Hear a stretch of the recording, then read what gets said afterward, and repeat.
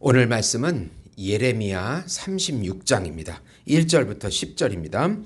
유다의 요시야 왕의 아들 여호와김 제4년에 여호와께로부터 예레미야에게 말씀이 임하니라. 이르시되 너는 두루마리 책을 가져다가 내가 네게 말하던 날 곧 요시야의 날부터 오늘까지 이스라엘과 유다와 모든 나라에 대하여 내가 네게 일러준 모든 말을 거기에 기록하라. 유다 가문이 내가 그들에게 내리려 한 모든 재난을 듣고 각기 악한 길에서 돌이키리니 그리하면 내가 그 악과 죄를 용서하리라 하시니라. 이에 예레미야가 네리야의 아들 바룩을 부르매 바룩이 예레미야가 불러주는 대로 여호와께서 그에게 이르신 모든 말씀을 두루마리 책에 기록하니라. 예레미야가 바룩에게 명령하여 이르되 나는 붙잡혔으므로 여호와의 집에 들어갈 수 없으니 너는 들어가서 내가 말한 대로 두루마리에 기록한 여호와의 말씀을 금식일에 여호와의 성전에 있는 백성의 귀에 낭독하고 유다 모든 성읍에서 온 자들의 귀에도 낭독하라. 그들이 여호와 앞에 기도를 드리며 각기 악한 길을 떠나리라. 여호와께서 이 백성에 대하여 선포하신 노여움과 분이 크니라. 네리야의 아들 바룩이 선지자 예레미야가 자기에게 명령한 대로 하여 여호와의 성전에서 책에 있는 여호와의 모든 말씀을 낭독하니라. 8절까지 봤습니다. 네. 말씀으로 역사하시는 하나님이라는 제목으로 은혜를 나누고자 합니다. 사랑하는 성도 여러분, 우리 기독교는 말씀의 종교입니다. 사이비 종교가 아닌 이상 모든 고등 종교, 불교, 그리고 이슬람교, 그런 종교들은 다 경전이라는 것이 있습니다. 그런데 기독교만이 하나님이 주신 말씀입니다. 종교와 철학이 아닌 진리가 되는 이유입니다. 다른 경전들은 인간의 사상으로 철학으로 기록한 것이기 때문에 그것은 진리가 될 수가 없습니다.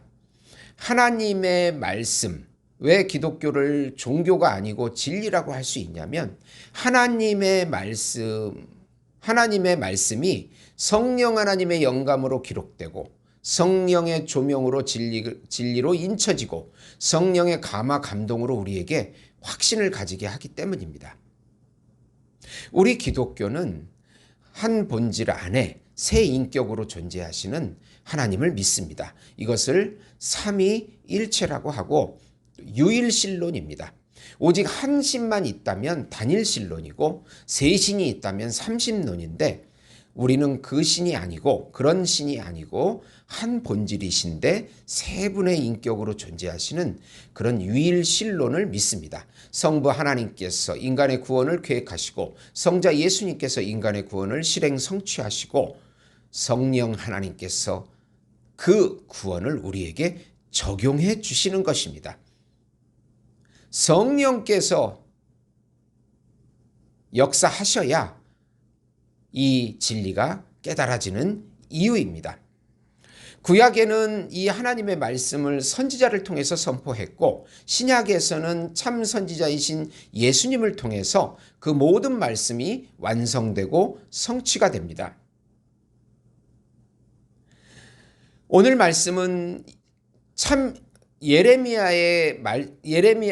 주신 예레미야에게 주신 말씀을 듣지 않는 유다 왕과 유다 백성의 멸망을 보여주는 내용입니다. 하나님의 말씀을 들으면 살고 듣지 않으면 죽게 됩니다. 우선 하나님의 말씀은 백성들이 듣고 회개하기 위해서 선포됩니다. 하나님의 말씀이 선포되는 이유는 회개하고 하나님을 믿고 의지해야 구원받을 수 있다는 것을 알려주는 것입니다.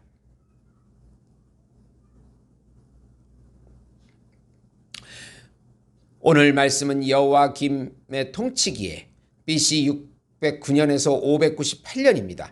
선포된 말씀인데 유다 멸망의 이 부분에 나오는 것은 바로 그 멸망에 대한 이유를 제공해 주기 때문입니다. 예레미야가 옥에 갇히어 말씀 선포를 하지 못하자 바룩으로 기록하게 해서 유다 백성에게 선포하게 하는 내용입니다. 하나님께서는 요시야 왕의 날부터 지금까지 일러준 모든, 지금 여호와김 왕까지 모든 말씀들을 기록하라고 2절에 명령하십니다. 이렇게 하시는 이유는 그들이 돌이켜 회개하게 하기 위함이라고 3절에 말씀합니다. 그리고 이 기록된 말씀은 여호와의 성전과 성읍에 있는 모든 백성들에게 선포하라고 말씀하십니다.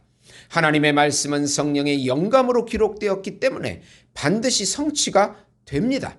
반대로 거짓 선지자의 예언은 성취가 되지 않습니다. 하나님에 관한 지식을 알려 하나님의 뜻대로 순종하도록 기록되고 선포되는 것입니다. 참 예레미야로 오신 예수님께서 온전히 하나님의 말씀만을 선포한 참 선지자이고 그 말씀대로 모든 것이 성취되었습니다.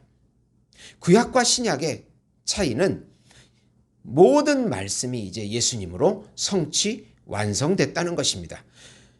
그러니까 신약을 사는 우리들은 예수님의 말씀을 거부하고 무시하는 것이 바로 죄요, 불법이고 불의가 되는 것입니다.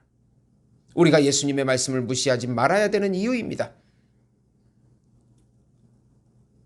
두 번째로 하나님의 말씀을 듣고 순종하는 사람은 영적으로 살게 됩니다. 바룩이 낭독하니 사반의 손자인 미가야가 듣고 왕국의 고관들에게 알려줍니다. 그 고관들이 바룩을 불러 직접 하나님 말씀을 듣습니다. 그리고 바룩은 예레미야가 불러주어 자신이 먹으로 기록했다고 합니다. 여호와김 왕도 이 말씀을 듣자 화가 나서 불에 태워버립니다. 왕이 하나님의 말씀을 듣고 그 말씀을 불에 태워버립니다. 왕은 이 말씀을 듣고도 회개하지 아니하고 바룩과 예레미야를 잡아오라고 합니다. 그 말씀은 바로 바벨론에게 항복해야 살고 그곳에서 70년간 살아야 된다는 내용이 있고 여호와김 왕의 아버지인 요시야 때부터 계속해서 말씀해온 내용인 것입니다. 그의 아버지 요시야 왕은 성전에서 율법책을 발견하고 순종했는데 그 아들 여호와김 왕은 하나님의 말씀에 불순종합니다. 순종하면 살고 불순종하면 죽게 됩니다. 하나님의 말씀은 영감이 있어 우리 마음에 이렇게 새겨집니다. 새겨진 말씀이 그 사람의 마음을 감동하게 합니다. 그래서 영적으로 하나님과의 관계가 회복되어집니다. 말씀 자체를 거부하면 영적으로 죽게 됩니다. 하나님의 말씀을 듣는 것은 성령께서 열어주셔야 합니다. 모든 사람들이 하나님의 말씀을 본성적으로 싫어합니다. 자기 죄성 때문에 그렇습니다. 성령께서 조명해 주시고 감화감동 주실 때 그 말씀이 우리 안에 새겨져서 움직이기 시작하는 것입니다. 우리가 기도해야 되는 이유입니다. 세 번째로 하나님의 말씀은 반드시 영적으로 움직여 성취가 됩니다. 하나님께서 예레미야에게 다시 기록하게 하시고 왕의 최후까지 덧붙여 기록하게 하십니다. 불순종한 유다 모든 백성들도 죄악으로 재난을 당할 것이라고 하십니다. 하나님의 말씀을 어느 나라든지 번역되어 전 세계 지역으로 퍼져갑니다. 미 전도 종족을 제외한 모든 민족에게 선포되었습니다. 예수님의 말씀을 듣는 자는 살아나게 되고 듣지 않고 불순종하면 저주를 받게 됩니다.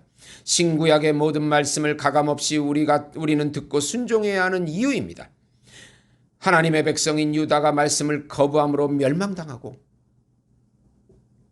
대신 이방 민족 전 세계에 하나님의 말씀이 선포되기 시작한 것입니다. 하나님의 말씀은 거기에 갇히지 않습니다.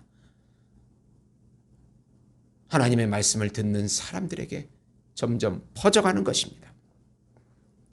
히브리서 4장 11에서 13절 보시면 그러므로 우리가 저 안식에 들어가기를 힘쓸지니 이는 누구든지 저 순종하지 아니하는 본에 빠지지 않게 하려 함이라. 하나님의 말씀은 살아있고 활력이 있어 좌우의 날쌘 어떤 검보다 예리하여 혼과 영과 및 관절과 골수를 찔러 쪼개기까지 하여 또 마음의 생각과 뜻을 판단하나니 지으신 것이 하나도 그 앞에 나타나지 않음이 없고 우리의 결산을 받으실 이의 눈앞에 만물이 벌거벗은 것 같이 드러나리라. 예. 사랑하는 성도 여러분, 이 어려운 때에 우리가 해야 될 것은 더 말씀을 읽으면서 하나님의 뜻을 구하는 것입니다. 이 시대에 하나님이 우리에게 주는 말씀이 무엇인지를 성경 가운데 발견하고 그대로 순종할 때 놀라운 기적을 맛보게 될 것입니다. 하나님 아버지, 하나님의 말씀을 귀하게 여기게 해 주시옵소서. 말씀을 듣고 순종하게 해 주시옵소서. 이 말씀 가운데 은혜를 체험하게 해주시고 길과 빛과 진리 되신 예수님의 말씀을 쫓아만 살게 해 주시옵소서. 주변 상황에 매이지 않게 해주시고 주변 말에 흔들리지 않게 해주시옵소서. 예수님의 이름으로 기도드리옵나이다. 아멘.